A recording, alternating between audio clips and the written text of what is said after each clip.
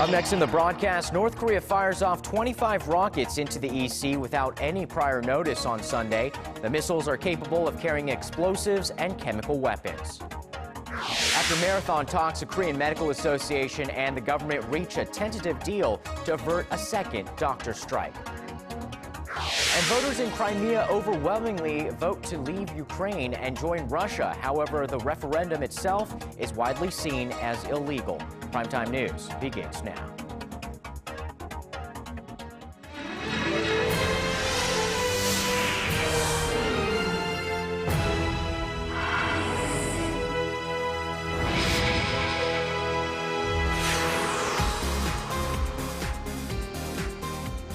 Good evening to our viewers in Korea, and hello to those of you who are watching from around the world. It's Monday, March 17th here in Seoul. I'm Yoo Ji-hye. And I'm Sean Lim. Thank you so much for joining us.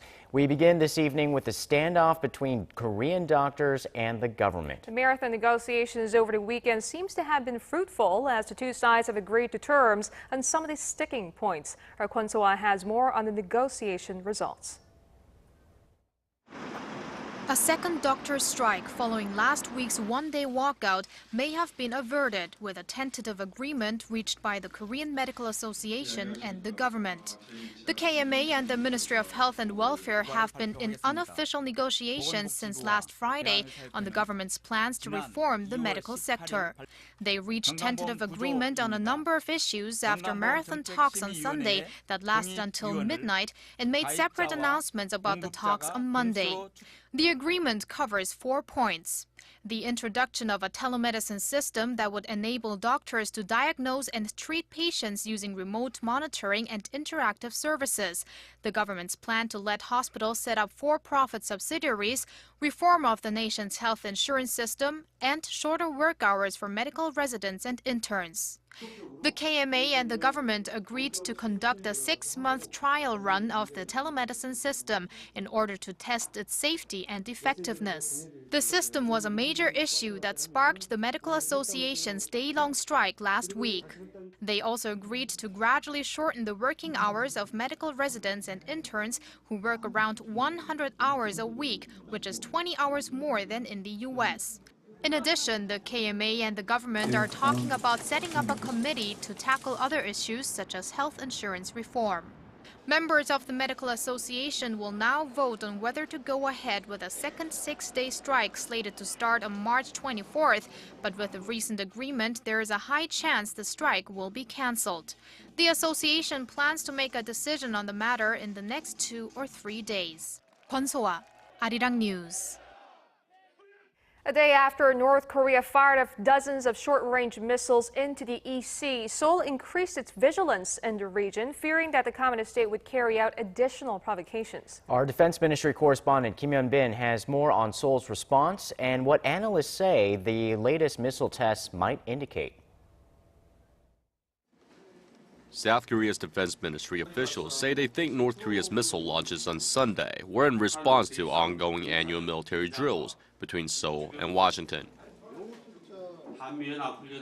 North Korea fired off 25 missiles at 3 different times on Sunday. We view this as an armed protest against our joint military exercises with the U.S. North Korea needs to stop its provocations. Kim said Monday that the ministry is keeping a close eye on the possibility of future provocations, as the launch pad used for the missile launches is currently on standby. Pyongyang did not give any prior notification of Sunday's launches from the northeast coast. The rockets, which were shot into the East Sea, are believed to have a range of 70 kilometers. Experts say it's not unusual for North Korea to test fire missiles, but it is unprecedented for the regime to fire off so many in one day. Officials in Seoul believe the rockets were Soviet-made surface-to-surface frogs, which lack precision but are very powerful. The precision is low, but the missiles can carry up to 550 kilograms of explosives. It can also deliver chemical weapons capable of destroying a military core. North Korea has test-fired 6 Scud missiles along with 11 rockets from multiple rocket launchers. In the midst of the annual military exercises, which started late last month and will run through mid-April. Seoul and Washington say the drills are purely defensive, but Pyongyang routinely condemns them as a rehearsal for invasion. Those latest rocket launches came just 2 days after Pyongyang threatened to demonstrate its nuclear deterrence. The comments seem to be a firm indication North Korea may be preparing for a fourth nuclear test. Kim Hyun-bin, Arirang News. And over in Pyongyang, China's top nuclear envoy Wu Da-wei has arrived for an official trip. While details about the purpose of his visit or even how long it would last were not disclosed, North Korean media reports that he landed on Monday. The visit by Wu comes amid a recent push to restart the six-party talks aimed at denuclearizing the Korean peninsula. It is Wu's first trip to Pyongyang since the execution of North Korean leader Kim Jong-un's once powerful uncle Chang Song-taek. The Chinese official made 2 official visits to the north last year. With about a week left until the Nuclear Security Summit in The Hague, where leaders of Korea and Japan are set to attend, all eyes are on whether President Park and Prime Minister Abe will finally sit down for their first ever summit. Seoul says it is open to the one-on-one, but stresses Tokyo should first take sincere steps on historical issues. Our Chae Yu-sun has the details. With speculation rife over President Park Geun-hye meeting her Japanese counterpart at next week's Nuclear Security Summit in the Netherlands, Seoul says there's no reason to oppose a sincere and constructive dialogue with Tokyo. Korean presidential spokesperson Min Kyung-wook told reporters Monday, what's important is whether any talks can bring out a productive outcome, not having talks for talk's sake. The spokesperson said to create an atmosphere for productive discussions, Japan will have to promptly take concrete steps to resolve its colonial era and other historical issues with neighboring nations. On Saturday, President Park welcomed Prime Minister Abe's affirmation the day before that he had no plan to revise a 1993 apology for wartime sexual enslavement by the Japanese military. This after Abe's chief spokesperson last month said a special team will review victims' testimonies gathered for the apology known as the Kono Statement. Although it was the first time the Korean leader positively assessed Abe's comment on historic issues, the consensus at the presidential office seems to be that Tokyo would first need to prove its sincerity. The Abe cabinet still intends to review how the Kono apology was made and denies there's evidence women were forced to serve as military prostitutes. There, however, is a greater possibility for a three-way dialogue with Washington in The Hague. Ahead of U.S. President Barack Obama's visits to Seoul and Tokyo next month, Washington has reportedly been pressuring both Seoul and Tokyo to improve their strained ties. The United States wants strong trilateral ties with both its Northeast Asian allies to ensure regional stability and cope with potential security threats from China. Chae Yu-sun, Arirang News.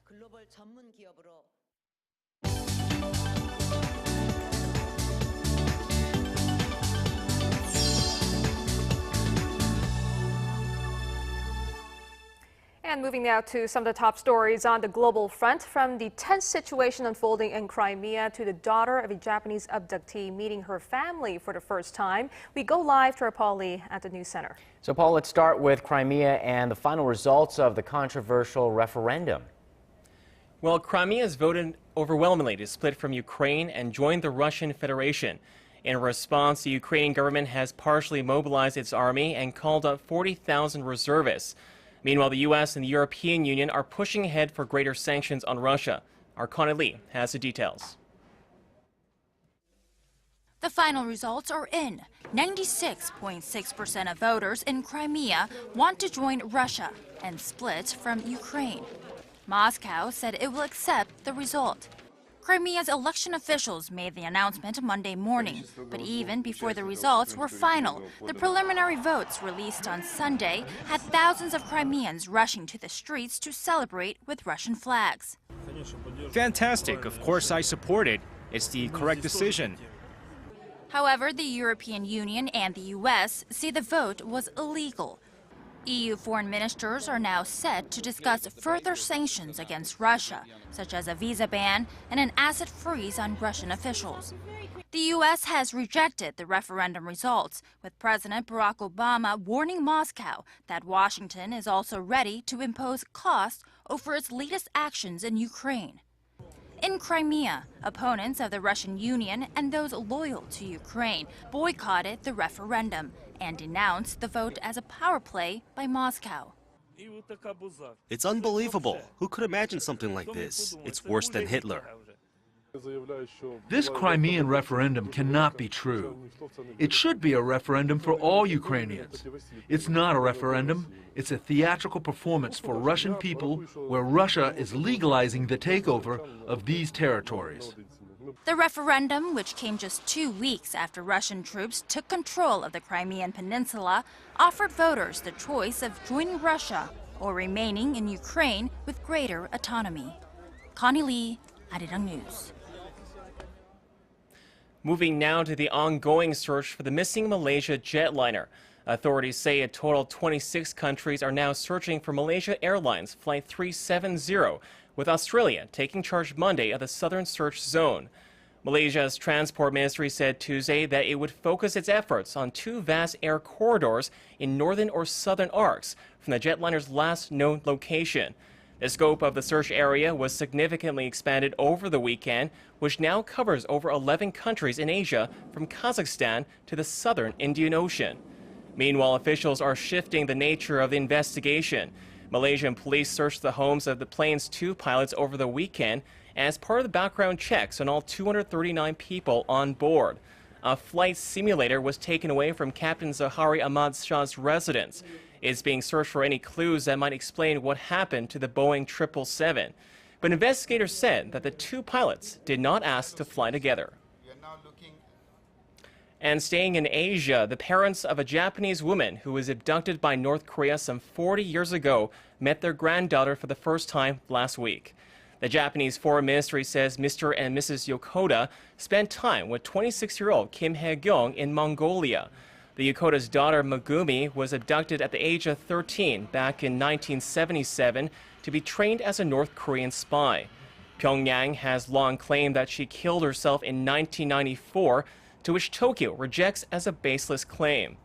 The North has officially admitted to abducting 13 Japanese citizens from 1977 to 1983, but hundreds more are believed to have been kidnapped. That wraps up our look at international stories making headlines around the world. I'll see you back here tomorrow night.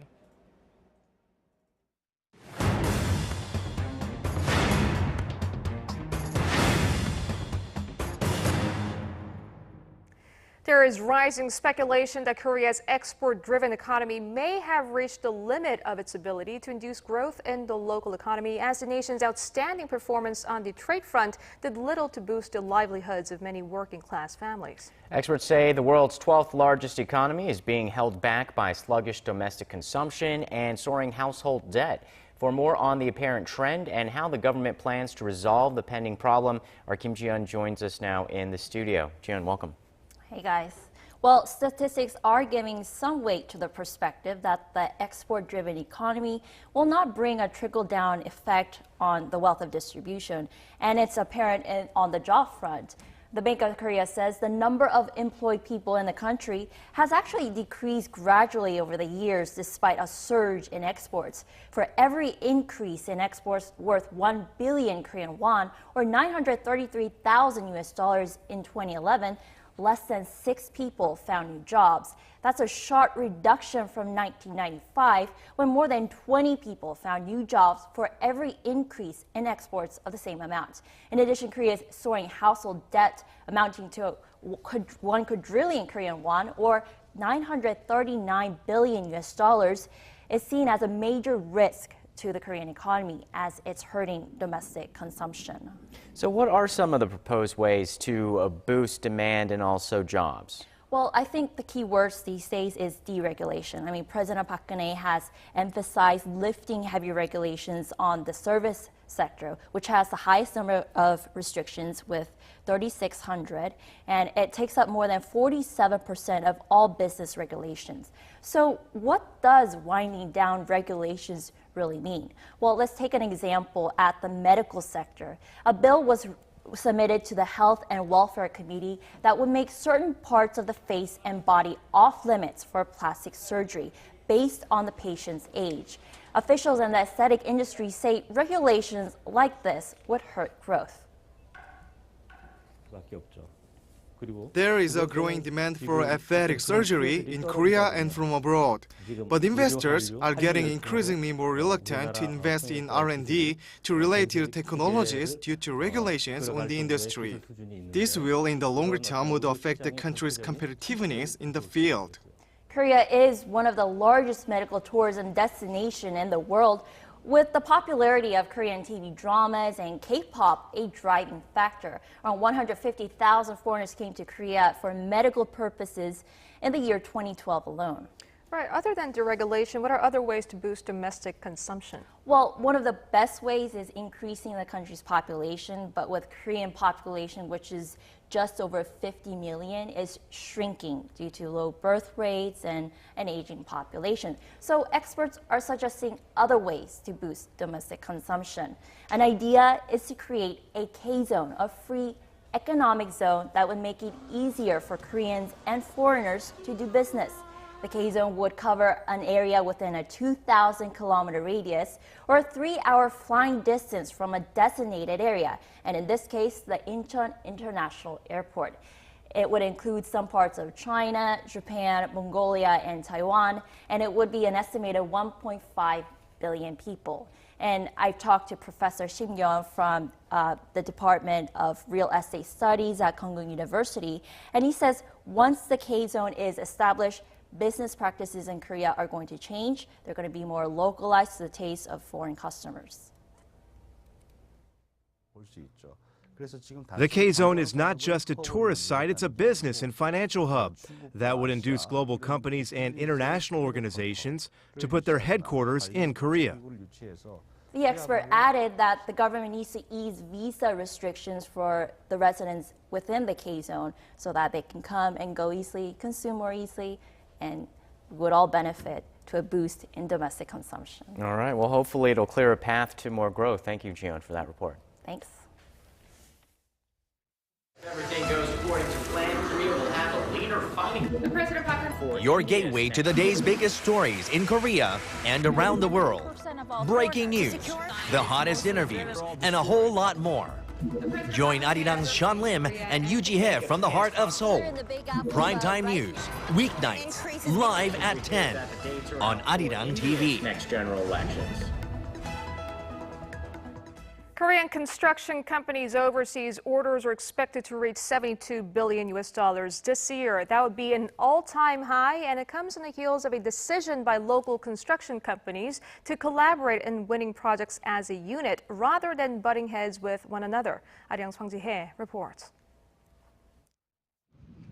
Business is booming for Korean construction contractors in the foreign market.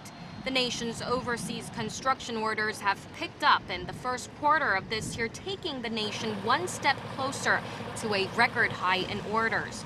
The International Contractors Association of Korea said Monday that construction contracts overseas this year have already topped $16 billion. That's a nearly 70% spike compared to the first quarter of 2013. The association attributes the jump to a decision by local construction companies to build a consortium and win projects together. Take Daewoo Engineering and Construction Corporation, for example. It linked up with 4 other local construction companies, including GS and SK, and won 3 large-scale projects in Kuwait worth more than $7 billion. Industry sources say that bidding on projects along with other local construction companies has become a trend as a means to avoid cutthroat competition. And with Korea's construction companies expected to win more and more contracts from countries in the Middle East this year, the association forecasts that the nation's overseas construction orders will reach $72 billion by the time the year is up. That would surpass the previous record high of $71 billion posted in 2010. Local construction companies say they plan to employ their team strategy in other foreign markets as well, like Latin America and Africa. Hwang Ji-hye, Arirang News. Korea seems to have performed better on the trade front compared to Japan last year. The Korea Institute for Industrial Economics and Trade said Monday that while Korea logged a record-high annual trade surplus of over $44 billion, Japan posted a record trade deficit of over $110 billion last year despite the weakening yen. The institute says the competitiveness of major Korean exports such as semiconductors and auto parts contributed to the record surplus despite the unfavorable exchange rate. The boycott of Japanese products in China, sparked by disputes over territory and history, also played a role. Korea's first ever electric vehicle expo is currently underway in the country's southernmost island of Jeju. Na Hyung-kyung, who was at the event, says Korea is increasingly keen on replacing vehicles that run on gasoline with ones that run on batteries. They are quiet, eco-friendly, and cost-efficient. Industry watchers say electric vehicles, or EVs, are approaching a tipping point. Automakers are producing cars that run entirely on battery power and are now aiming these vehicles squarely at the mass market.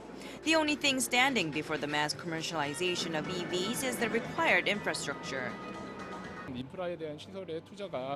Investment into charging infrastructure needs to be made before the market can expand. The government's support for electric and eco-friendly cars will help boost sales.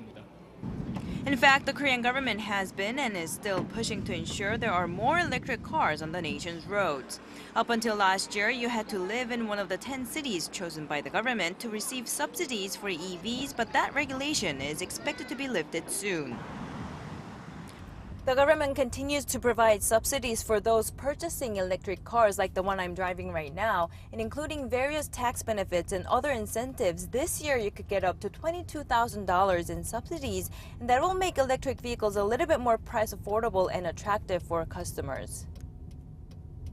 The world's major automakers are speaking with one voice in their push to provide zero-emission solutions around the world. The commercial director of Renault's EV program says Korea's customer dynamic is a plus to its market potential. What is wonderful in Korea it is that the customers don't have a lot of resistances. They are very open to innovation, they are very open to new technologies, and they accept to go very quickly there. So we still think that 10% of the market in 2020 is a realistic target for EV. Electric cars have been around for decades, but automakers have never been as excited about their mass appeal and viability as they are now. With investment pouring into enhancing battery technology, market watchers say competition in the EV market in Korea is just getting started. Na Hyun-kyung, Arirang News, Jeju.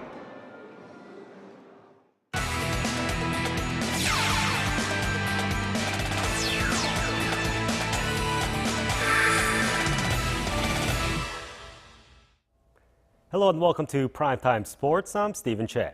The 2014 Winter Paralympics have come to a close, marking an end to the record-breaking Olympic season in Sochi. The Russian Paralympians performed especially well, winning a record 80 medals. Meanwhile, South Korea failed to win a single medal. And moving on to speed skating, South Korea's Shim Seok-ki and Russia's Victor An or An Hyun-soo came out on top at the short track World Championships. The 17-year-old Shim won 3 individual races to be crowned the ladies' overall champion. Meanwhile, the resurgent Victor An won his first men's overall title in 7 years for his 6th total. And heading to the greens, Australian John Sandin beat out the field at Palm Harbor, Florida to win the Valspar Championship. He rallied 4 birdies on the 16th and 17th holes on the final back 9 to end with an overall score of 7 under par.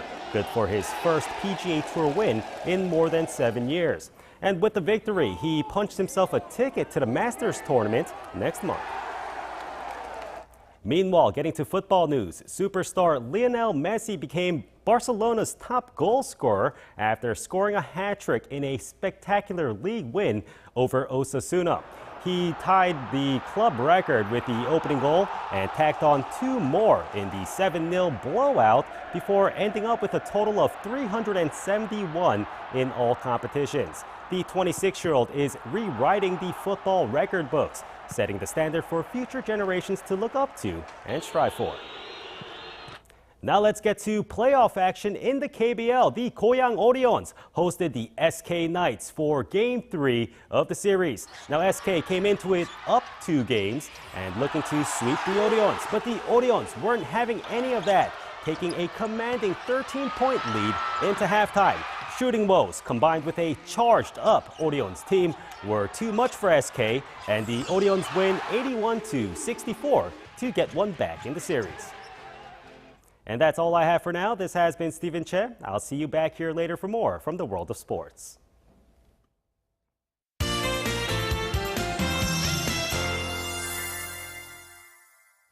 We had a mix of warm spring weather and spring showers in Seoul today. For more, let's go over to our Kim Bo-kyung at the Weather Center. Bo-kyung. Good evening, guys. Seoul and some parts of the West Coast regions are seeing light showers at this hour, so make sure to grab an umbrella on your ways out. Well, through tomorrow, the central regions, both Jeollado provinces and Jeju, will get up to 20 millimeters of precipitation, and just 5 millimeters will fall in parts of Gangwon-do, both Gyeongsang-do provinces, and Dokdo. Moving on, as you can see, sunny skies with higher than seasonal average temperatures are forecast throughout this week, so make the most out of this warm spring weather while you can. Currently, the nation is under the influence of a low pressure trough from the West Sea, which is why we're seeing light clouds across the map. Now, as for tomorrow, daytime highs will peak from between 15 to 22 degrees. However, keep in mind that from early tomorrow morning through Wednesday, fine dust levels may rise, so tune in for future weather updates. Moving on to Tuesday's readings, Seoul starts off the day at 9 degrees with a high of 15. Meanwhile, Gwangju and Busan reach 19. Moving on to other regions, Daejeon and Jeju make it to 17 degrees, while Dokdo tops out at 12. Back to you guys. Thanks, Bo-kyung. And that's a broadcast on this Monday night. I'm Yuji Hae in Seoul. And I'm Sean Lim. Thanks for watching. We'll see you soon.